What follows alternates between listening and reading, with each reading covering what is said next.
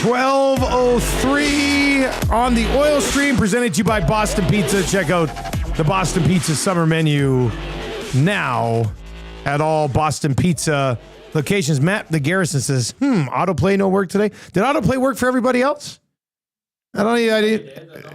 Yeah, I was going to say, it looked like autoplay worked, Matt. Maybe you had it. Did you toggle it? Perhaps? I don't know. Maybe he must have toggled. He must have toggled. Jasmine's in the chat and says, "Don't ask politely to switch seats with Tommy, Dusty. Switch seats. Why? What happened?" She rudely made me get up when I was already comfortably set for the hangout and said it was about the angles. It was not polite. Thank you, Matthew. She was bossy. Yes. Yeah. That did happen. Jasmine, next time you're in, come talk to me.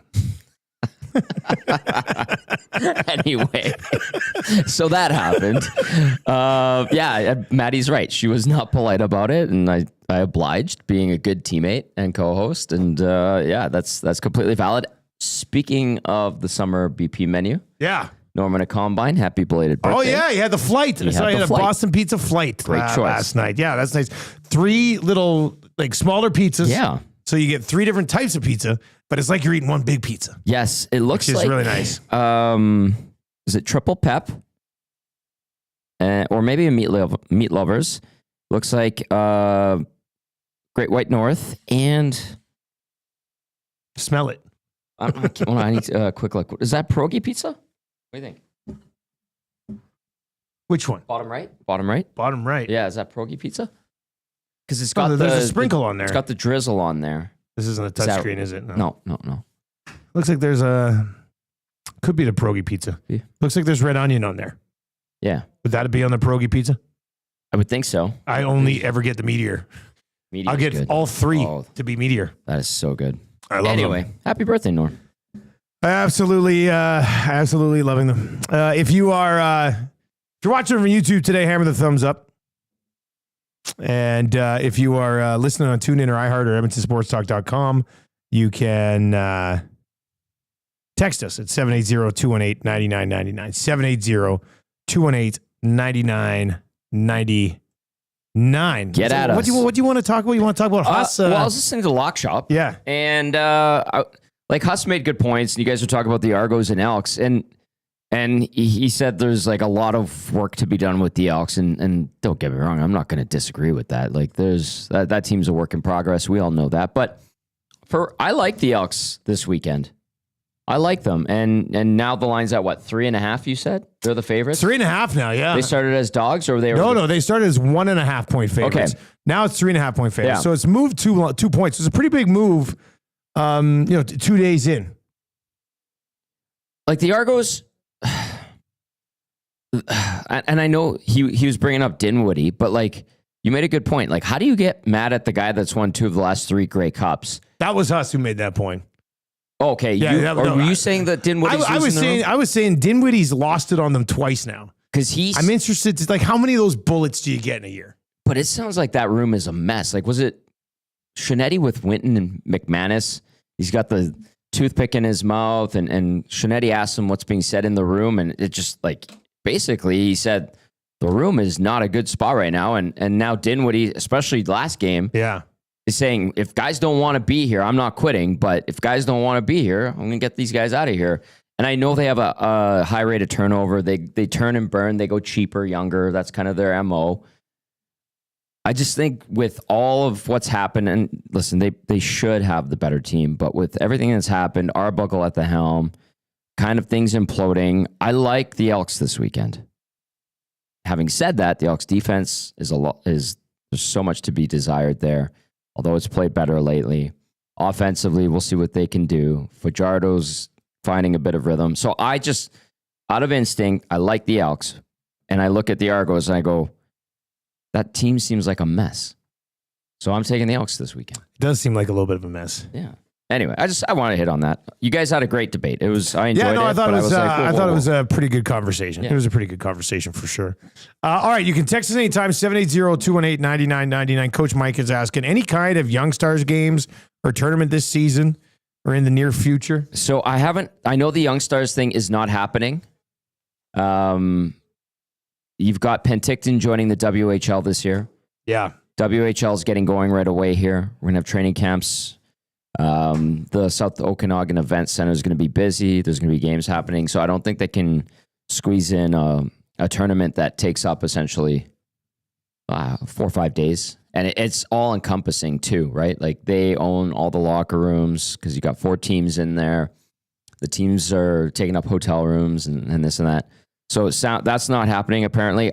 I would assume that they would like to, those teams that were involved, Edmonton, Calgary, Winnipeg, and Vancouver, would like to get something going. I just haven't heard. But I'm sure we'll see some kind of scrimmages. I'll be honest with you, like everybody's away right now. Yeah. And everyone's kind of hockeyed out. So I can follow up though. 780-218-9999. We are going to get into a tweet that I threw a little bit earlier on about the biggest blunder that has stopped this team from winning a Stanley Cup. So we'll get into that. But we do have the, let's dive into, let's see here. We'll go numbers game for Play Alberta. Okay. Because we've got the Whipping Boy bracket that's currently underway. I love the Whipping Boy bracket, by the way. So far, Bouche and Nurse have advanced. Bouchard, did you view it as an upset that Bouchard?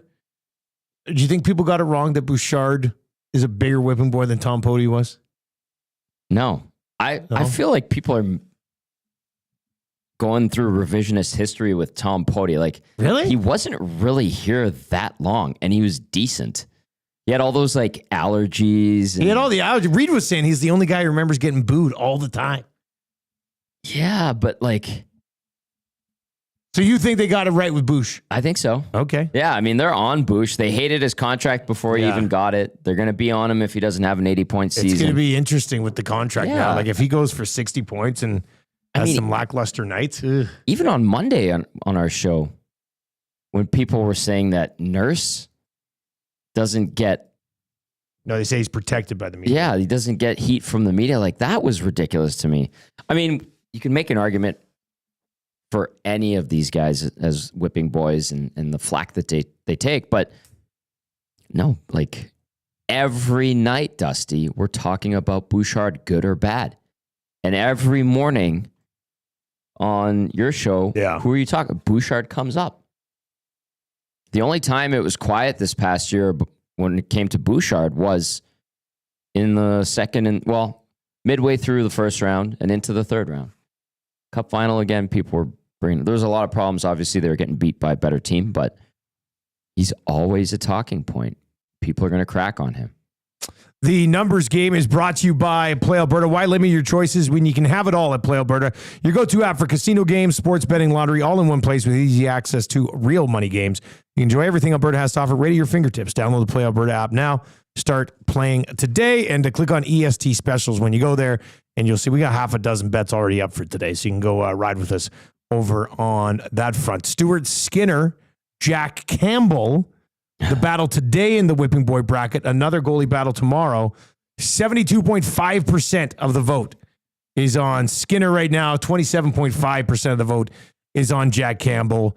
This one is not overly surprising, but it is very ironic that Stuart Skinner has become a whipping boy because Jack Campbell couldn't get the job done. That's a great point, and I think we've forgotten that collectively. This past year kind of would have been Stu Skinner emerging, right? Instead of being in his third year as the number one. Yeah, this would have been like this. We would have been like, this is Skinner's year. Look at him go. Yep. Yeah, and that I think that's been lost on all of us collectively, myself included. And I was on with Patty Steinberg the other day, and he's already doing like Pacific Division previews. Yeah. And I had to remind myself, I'm like, Stu Skinner was not supposed to be the starter the last couple of years. And in the last 3 years, again, despite him taking a step back last year, his resume does look good. Cup finals, the All-Star game, the Calder finalist and nominee. Like, from an outsider's perspective, it's like, yeah, that's not bad. Now, his lateral movement, when he allows goals, how many goals he allows when he's not getting a shutout, those are issues, and they were. And now, as he enters his late 20s, and goes into his 4th season, I still think there is opportunity for him to solidify himself and become a better goalie. But yeah, this is going to be a runaway in Stu Skinner's favor. Jack Campbell was just a terrible signing. Do you think either, and Campbell was like the play-in option, do you think either Koskinen or Dubnyk, whoever comes out of the other category, the other matchup tomorrow, do you think either of them take a run at Stuart Skinner, or is he Final Four ticket no matter what? No, like Koskinen might, but you went over Dubnyk's numbers. I know you shocked Trev's world last week when you were like, hey, when you have Dubnyk's 3 of the top 4 save percentage seasons in club history. Yeah. And then Dallas Aikens comes in, changes the defense, and then they trade you. I mean, come on. The funniest thing that Devin Dubnyk ever said to us when he was with the Wild, we're in the visitors' locker room, and he goes, I think it was Speck, was like, so you miss us? And he goes, I actually don't mind you guys. You guys are funny. And then he goes, Speck said something about, like, do you miss playing for Edmonton? And he goes, well, I liked it here. I was very comfortable here. And then somebody brought up something about Aikens and the swarm defense. He goes, is that the one where 4 guys went in the corner and left a guy in front all alone? I've heard that story. Yeah, and we all just started laughing. Doobie was really good. I don't think Dubnyk, he shouldn't be a scapegoat. He was good on a bad team. And I mean, it affected him too. Like, it almost ruined his career that season. Yeah, he's lucky he got out, man. He had to ask the Habs to go home when they sent him down. And he found himself in Arizona working with Mike Smith and Sean Burke. And, hey, there's always time. Yeah. There's always time. Yep. Stuart Skinner looks like he's going to advance in the Whipping Boy bracket, which probably isn't too surprising to anyone if you ever tuned into any of our post-game shows. He was on that stretch where he had 3 shutouts in 4 games, and people were still like, you were a hot tamale. Yeah, like I said, criticize him when he deserves to be criticized. Maybe even criticize him moving forward. We'll see how it goes. Sure. But my God, man, 3 shutouts in 4 games. Like, at some point, you got to give the guy a little bit of credit. Yes. The problem is that it's frustrating because you can see those games. And you're like, okay, now nobody's going to get 3 shutouts every 4 games. But you see those games, and then you're like, okay, how about mixing in like a 2-goal game? You know, it's maybe so don't it's kind of allow a goal in the first 3 shots. It's tough. Yeah. It's tough. We'll see how that goes. But earlier today, I did ask this question. It came up during 3 questions too many today on the Nielsen show, and I threw it up on Twitter. And there's been a bunch of replies. It's an interesting question, I think. This is your Popeyes spicy headlines. Chicken dippers available now with the new Popeyes signature sauce. If you're looking for a perfect lunch snack, may we suggest hitting up any of the various Popeyes Louisiana Kitchen locations. Which trade /signing /hiring /firing /draft pick by the Oilers was the biggest blunder to hinder them from winning the cup yet in the McDavid era? There have been so many good answers to this. Jeez, man. We could have done a bracket with this. But Tommy, I mean, we could basically, what we could do today, so send in your suggestions. If you're listening right now, tune in iHeart, wherever you're at in the world, text in 780-218-9999. We can probably narrow it down to the big 5 blunders, the Mount Rushmore of blunders that have cost the Oilers a Stanley Cup in the McDavid era. Okay. I think that's fun. Okay. The 4 biggest, I mean, it really would have worked well. Mount Rushmore's 4. Yeah, that's true. So let's do the 4 biggest F-ups in, it's not just since they got McDavid. Some of these mistakes were made prior to McDavid to get where they are. But the 4 biggest fumbles, blunders, mistakes /reasons the Oilers have not won a Stanley Cup with Connor McDavid. My God. What's one to you that has to be on Mount Rushmore?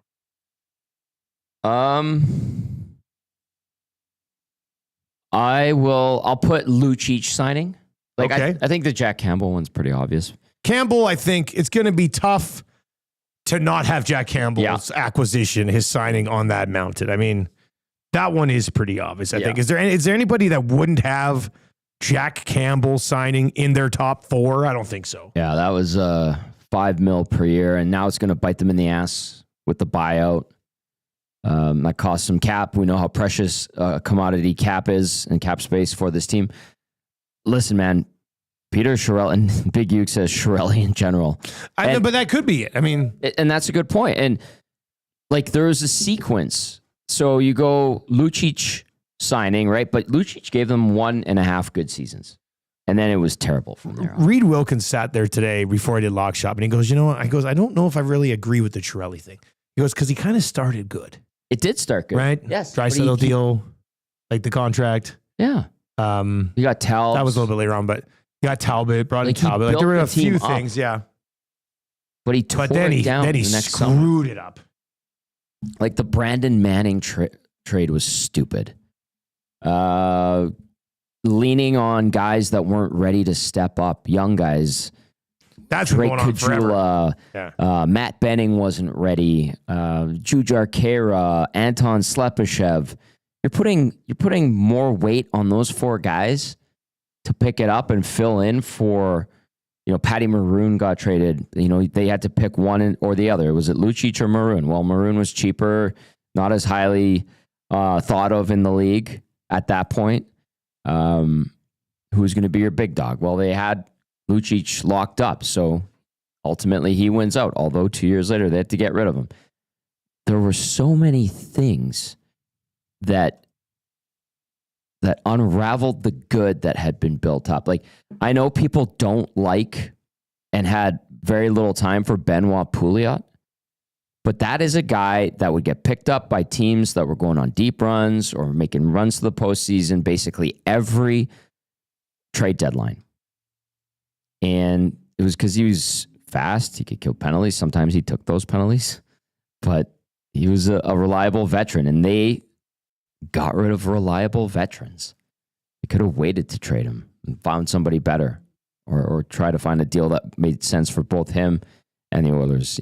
There's so many things that you just go, well, that started that, and that's what unraveled there, and then they made this decision that was stupid, and it led to another bad decision because the boat was taking on water. Like, all those trades that Peter tried to make to save his ass were just awful. Poor Alex Petrovic. Good on Petch. He saved his career. We saw him with the Stars the last couple of years. Toiled in the minors, but he was having a decent career. Comes here and he's looking for a job for a couple of years after that. Like, it was stuff like that where you're like, everything turned to crap. Let's get to some of your comments on this. 780-218-9999. James says, trying to fast track the rebuild once the Oilers won the 2015 lottery was the biggest mistake. Hiring Chiarelli was that start. But he got them they were a better team when Connor came here, obviously. They started to surround him with good veterans, better veterans. They got out the guys that were obscure Europeans, tweeners. Like, they started to build something, and they had a better year. And then in 16-17, they made the playoffs and went to the second round, almost won that series. And then that's where it all came unglued for the next 2 years where they missed the postseason. Tango's saying, why are we reliving this fast? Well, it's off season. It's off season, man. What do you think we're doing? I don't want to sit here and talk about if Podkolzin can get 50 points today. Those who still think he could get 40, I can't believe it. I was thinking about that yesterday. I'm like, what? No, but I think in order to see where you're at and see where hopefully you think you're going, you do need to reflect on how you got to where you're at right now. And, in the end, where they got to where they're at right now was very close to a Stanley Cup. Yeah. But they didn't get it done. Jamoff over in the chat, probably recency bias, guys, but the offer sheets is huge. It is huge. The only prospects they've been able to develop in 6 years, gone for almost nothing. Yep. Yeah, it was awful. They got played, or they played themselves, one or the other. Vincenzo talking about the Koskinen contract. Oh, that was the big deal for Koskinen. That was Chiarelli right before he was gone. He had 39 games or something like that of NHL experience. And they doubled. I remember you laughing and mocking it on your show. It was awful. It was so ridiculous. It was awful. I mean, I do think, and Ken Holland screwed up. I mean, we're talking about the Jack Campbell contract, so Yeah. I mean, maybe what we do is we have to take the hiring of Chiarelli out of this and the hiring of Ken Holland out of this, and just take the 4 individual moves that were made, because I think like 3 of the moves will be Chiarelli related, right? And we could just skip it all and be like just the hiring of Chiarelli. Yeah. You know, from a Mount Rushmore perspective, maybe you don't put the hiring of those guys on there, and it's just the moves and the blunders. Gotcha. So we'd have to put. But some in the parameters overall, like where the path went astray, yes, Chiarelli did some good things, but the Koskinen deal was completely unnecessary. Oh. Trading 2 picks for Griffin Reinhart was absolutely god awful. Terrible. That trade was awful at the time. The only people who tried to support that trade were people who were employed by the team at the time. Correct. The moment that trade was made at the draft, I was like, what the hell are they doing right now? Now, I remember I did tweet it, and people will still come back to the tweet. From a defensive perspective at the time, I thought Reinhart was better than other defensemen available in the draft at that moment. Okay. At that, whatever the pick was that they moved. It was 30. And they were looking for And 15? And 15. Yeah. And they were looking for defensemen. So at the time, I remember being like, you know, technically Griffin Reinhart is further ahead and comes with more pedigree than any defenseman that you're going to get at that spot. I have a question. But it still was not a good trade. His pedigree coming back to Edmonton, was it, and I'm going to put all of us in this together here. We're going to all media, fans alike, management, whatever. Did we overvalue him, Griffin Reinhart, and give him more clout for his quote unquote pedigree because of his stature as an Oil King? Undoubtedly. Okay, because the Islanders picked him. I don't know if people know this story, but like they didn't even interview him. The Islanders took a run at Ryan Murray that draft. And they had the 4th overall pick, and they're like, who's next on the list? Well, Griffin Reinhart. Did we talk to... I remember Griff telling me that he didn't even interview with them. Really? Yeah. So they get this guy that, you know, is next on the list. Well, okay, what do we need? Defenseman. Did they really put in the time to develop him? What was he when he was in Bridgeport? Did they go out of their way to say, this guy's got to be on our team in the next few years? Or was he just kind of there? And by the time he got to Edmonton, we looked at him and we're like, well, this is Griffin Reinhart. He was the captain of the Oil Kings. They won a Memorial Cup. He was the big cat. But what has he done in the last couple of years? Down in Bridgeport, the AHL affiliate of the Islanders. Not much. Oh, that's okay. We can fix him. Didn't happen. It was a mess. Mess. Absolute mess. Anyway, I'm sorry. I'm rambling, but. Look at Ken. I like Ken, where Ken's going. Unpopular opinion, but I think acquiring Nick Bjugstad at the trade deadline was a mistake. Not that he wasn't effective, but we had to give up Kesselring to get him. Nobody talked about Kesselring. Nobody. And when he was tossed into that deal, everyone was like, okay, take him. He was a non-prospect. Yeah. Okay? Like, I don't know if Kesselring would even be an Oiler. It was just a throw. And Kesselring, I literally watched him firsthand bust his ass 3 hours a day at the ice den in Arizona to make sure he became an everyday NHLer. Got the opportunity. The Coyotes saw something in him, made the most of it. Now he's a legit NHL D-man. What is he, like a second pairing guy, third pairing guy, depending on the team? But nobody here had them on their radar. And if you did, you are lying. I'm sorry. Yeah, it wasn't even like he was one of the top 2 or 3 prospects at the time. Did his name ever come up on any of our discussions? Not really. Did anybody bring him up in our chat or calls? No. So as we look for the biggest blunder that's held them back, we've got the Jack Campbell signing. We've got the Griffin Reinhart trade. You mentioned Lou trade off the top. Do you think the Lucic signing, just because, I mean... The sequence that followed, to me, like it really started to come unglued. The sequence that followed from an organizational perspective? Yeah. His game tanking. Them having to get rid of Patty Maroon because Lucic was their big guy. There was a bunch of stuff. And did it create A little bit of friction amongst the guys. Yeah, maybe. Like, I remember them talking about it. And like, well, who's the big dog? Is it Lucic? Is it Pat Maroon? In an ideal world, you got both of them. Those are scary dudes when they're both going. Troll is in and says the downgrades of Hall and Eberle into nothing eventually. So, those guys are still playing. Yep. You've turned them into, Hall went into Larson and then, and he walked away. Yes. You know what? I would also put up there, because this is the one that frustrates me the most. The trading of Eberle for Strome and then Strome for Spooner. Oh, and then Spooner being out of the league within 12 months. Yeah. Like, what do you get, a PTO that summer? That whole thing, that is like, to me, peak Peter Chiarelli. Yeah. I think, were we at the draft? Was it the draft in Dallas when they traded Eberle for Strome? I know it was a road scrum that I was at the time. That was in Dallas? Chicago, I think. When did 2017? The draft in 2017? I believe that's the one. Urban Daddy says, Dusty, the Oilers got Gagne for Spooner. Yes. Hall for Lucic wasn't a trade.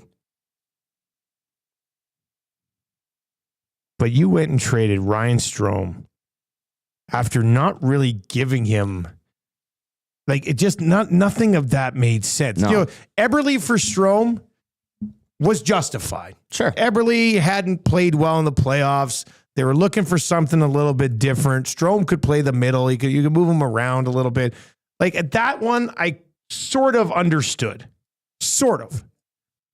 But then you bring in Strome. I also remember he started with McDavid, scored 2 goals in a preseason game, and then really didn't play with him much the rest of the season. No. Ends up with 34 points, which was the second best total of his career. The next year plays 18 games, had that horrible stretch. He had a goal and assist in 18 games. Team was bad. You trade him for Ryan Spooner. Ryan Spooner, who Chiarelli been familiar with from his days in Boston. Spooner comes in, plays 25 games, has 3 points. That's awful.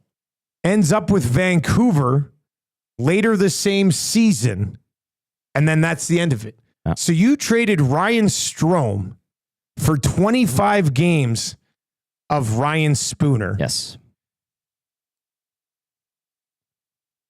I just... That 17, 18, 19 season and that stretch was awful. They had to... It's bad move after bad move, man. Like... Bob Nicholson had to tell Peter to leave in the intermission. That's how bad it was. Okay, what? Say that again? Do you remember when they fired Chiarelli? I think it was after a Detroit game. And it was shortly after the Koskinen contract. I think it was like a day after. It was quick. Yeah, well, and that alone. Like, how do you let this guy make a decision like that? Hernan and I are doing the post-game show. I'm getting texts from people that I worked with at the Oilers, and they're like, yeah, Peter's fired. Bob had to tell him to go during the intermission so he wouldn't get heckled on the way out. Like, that's how bad it was. God. I mean, it deserved that heat, though. Well, yeah. Like, and you know, when Reed was talking earlier, he made some points. Like, he kind of started okay. Well, not really. I mean, he made the Reinhart trade. Yeah. Very early into it all, right? Like, so there were some positives, though, I would say. But the misses and the blunders were franchise crippling. You turned Jordan Eberle into essentially, I guess it was Sam Gagner, because it went eventually, yes. Eberle to Strome, and then the next year Strome to Spooner, Spooner to Gagner. But come on, what are we doing here?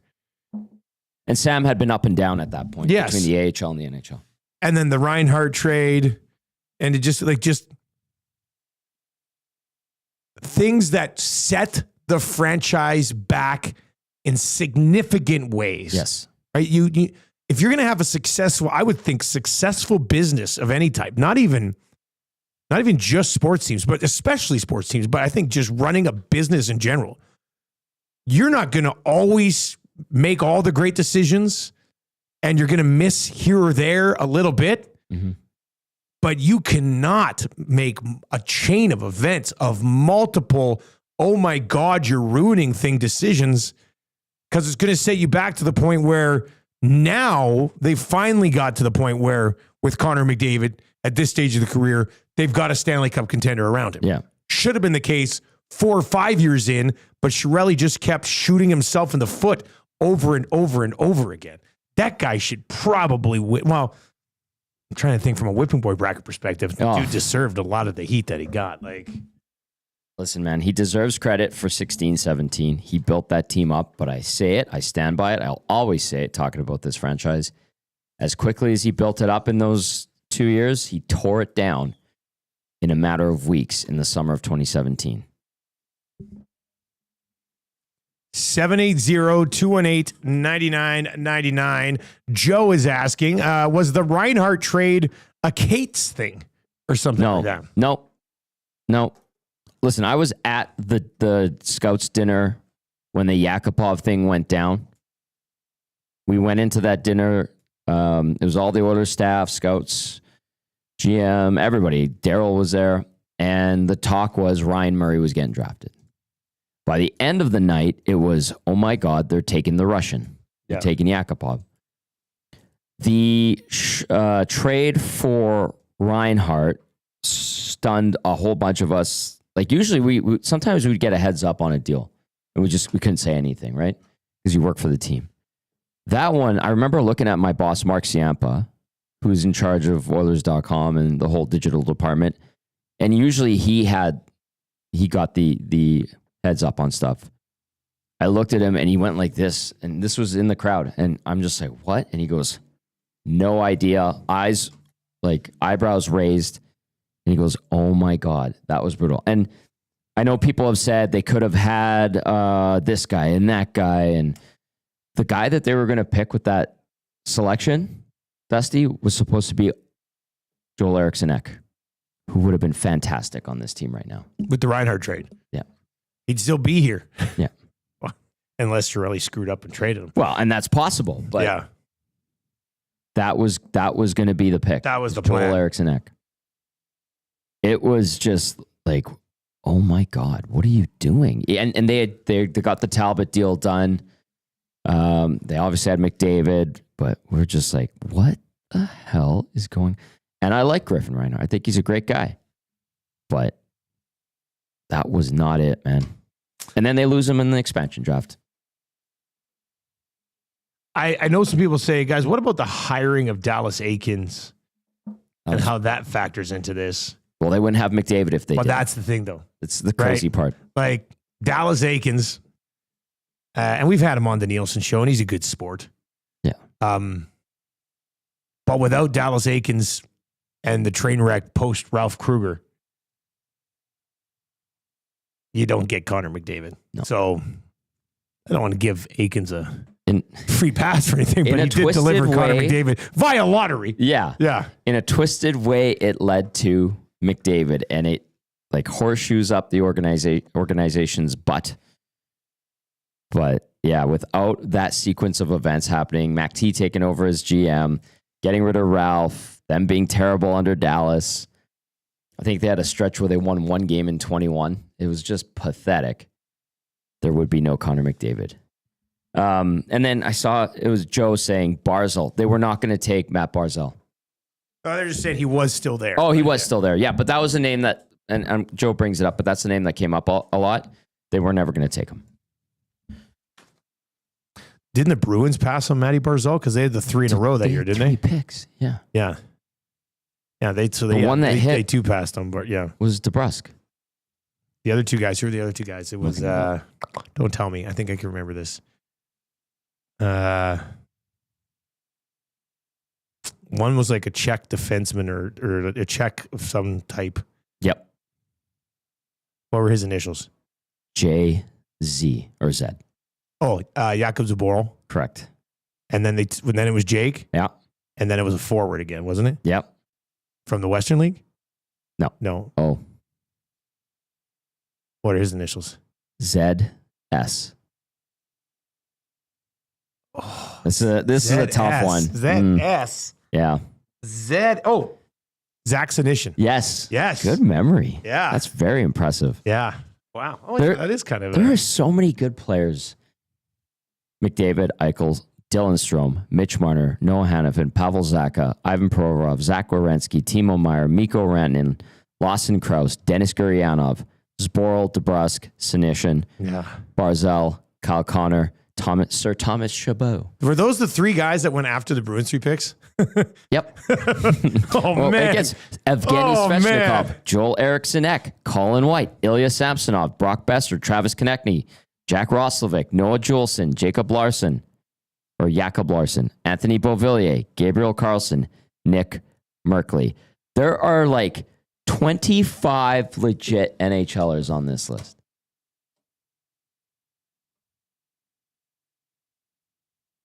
Traded the pick. Yeah. Bring in Ryan. You know what I think is an interesting thing that we're learning here as we work through this whole, what is the biggest blunder that has held the Edmonton Oilers back from winning a Stanley Cup? And undoubtedly, Chiarelli was a bigger problem than Kenny Holland. Yes. Undoubtedly, because the Jack Campbell contract is there. Don't get me wrong. Correct. Major miss. You can knock the Darnell contract. Sure. But I was going to say, Tommy, we're 40 minutes into this thing. And have we mentioned Darnell Nurse contract? Just now. It's not, and it's not just we've been reading a lot of texts, seeing a ton in the chat, but like the Darnell Nurse contract isn't even remotely getting mentioned as much as the Reinhart trade, as trading Eberle for Strome and then Strome into Spooner. Lucic contract. Koskinen in less than that many games, kind of getting the big deal. Yeah. Kenny Holland. I think it's kind of interesting. Hey, like when you get a team to the Stanley Cup final, Dusty, and they're in the playoffs every year that you're the GM and they get better every year that you're the GM, it's kind of hard to like honestly look at that and go, he did a bad job. Because he didn't. He cleaned up a mess that you literally wrote a song about. Yeah, like Chiarelli gave us enough to write a banger of a song. I mean, Ken Holland took what Peter Chiarelli left, and I don't want to sit here and just be like, Holland's a man, Holland was great, blah, blah, blah, blah. But everything you wanted Peter Chiarelli to do, which was to turn the Oilers into a Stanley Cup contender. Instead, you saw a glimpse of what might happen in 2017, and then he ruined it. Correct. Ken Holland, love him or hate him, hate the Nurse deal, don't like the Campbell signing. Sure. Yeah, he didn't get you the Stanley Cup. But what Ken Holland did was Ken Holland turned the Oilers into a perennial Stanley Cup contender. And they still are. Now, for Bowman and Jackson, their job is to finish phase 3. Like, Chiarelli was phase 1. Yep. Ken Holland was phase 2. These two guys have to finish the job in phase 3. Correct. Or else it's all for naught. Correct. That's a great way to describe it.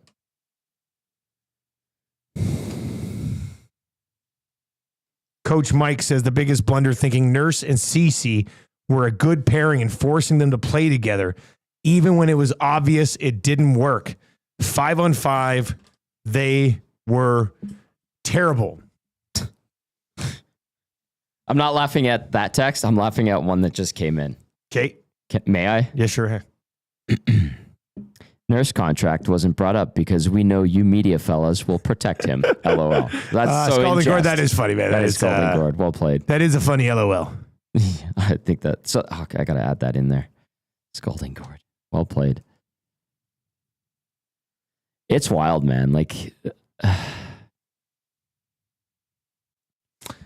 Baggio is in and says, Tommy, I hear PC's name and I instantly have my blood pressure skyrocket. That man was 100% useless. A dump should be named after him. That's harsh. Oh, man. That's harsh. VR Montenegro in the chat says, phase 3, that means a water park. Yes. James says, what did Ken Holland do to make the Oilers into a contender? Are you not? I mean, he brought in Ekholm. He brought in Zach Hyman. Cleaned up a huge mess. Those two guys essentially helped lead to a winning culture that has now been developed here. Yeah. I mean, the Zach Hyman move is one of the best moves, best signings in the history of the organization. Yep. And the Ekholm trade for what they gave up was an outstanding move as well. Oh, God. I mean, without those two guys, the Oilers are probably, a wild card team. Really? I mean, I think that's how important Ekholm and Hyman are. Their best defenseman and best winger? Yeah. Like, those are two pretty big moves. How can you just sit there and go, how did he make the mistake? They're not Stanley Cup contenders without Ekholm and Hyman. And they acquired those guys. And those two guys obviously weren't healthy for good chunks of the playoffs, and they weren't able to get the job done. If those two guys are rolling healthy through the entire playoffs, who knows how it ends up working. Maybe they win game 2. Maybe, yeah, exactly. So I don't know. I think that's kind of a strange way to look at it. He did make mistakes, and we have to acknowledge that. But Tube Suck says, I was pretty pissed off when Holland broke Hyman's wrist. It's like Steven. Those who try to pass it off that it's on Ken Holland for not getting the guys done before they got offer sheeted. That is such crap. I'm sorry, man. When you got Jeff Jackson was in place and the boss at the time. That's also revisionist. I don't buy it 1 second. Ken Holland for that last year, we said it on our old station, was a lame duck GM. We said it on our new station for that entire season. He was a lame duck GM. What did they do? What was the first thing that Jeff Jackson did? He gassed Tyler Wright. Yeah. Guess where Tyler Wright is now? Kenny Holland's right-hand man in LA. Well, guys stick with their guys, right? That's the clear signal. You're out next year. Yeah. You're not renewing your contract. Yeah. So to go, Ken Holland should have signed Broberg and Holloway to extensions in December when they got sent down because they were not playing well. Broberg was disgruntled. That is such a cop-out, in my opinion. Do you think those guys want to sign when they got sent down?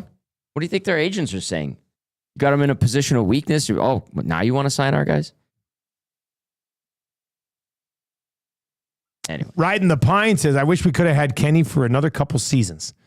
Don't know about his latest moves for LA, though. Me neither. Yeah. Hey, I had him in Edmonton. Let's sign him. He didn't get Hyman and Echo, all right? So that's good news, I guess. He'll get Hyman at the end of the contract and maybe Echo when he's 38. I don't want, this isn't foreshadowing because I don't think it will go down this way.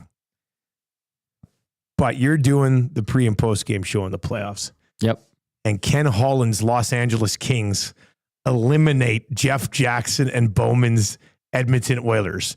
How do you think the chat is that night, We're Tommy? going 4 hours that night. Oh my God. And now, I mean, not that I loved what Ken Holland did in LA, but we're not to the playoffs just yet. Like, let's see what else he tries to do during the season. But I mean, it will be both agonizingly devastating for this city if the Oilers were to bow to the Kings in the playoffs. But part of me will be like, that's hilarious. Bring it on, right? You want that chaos. Part of me is like, that is hilarious. I mean, what an ultimate twist. It's going to happen, isn't it? I'm just kidding. I'm kidding. It's not. I mean, there's a good chance they play again. Sure. A very good chance they meet in the playoffs again. That is true.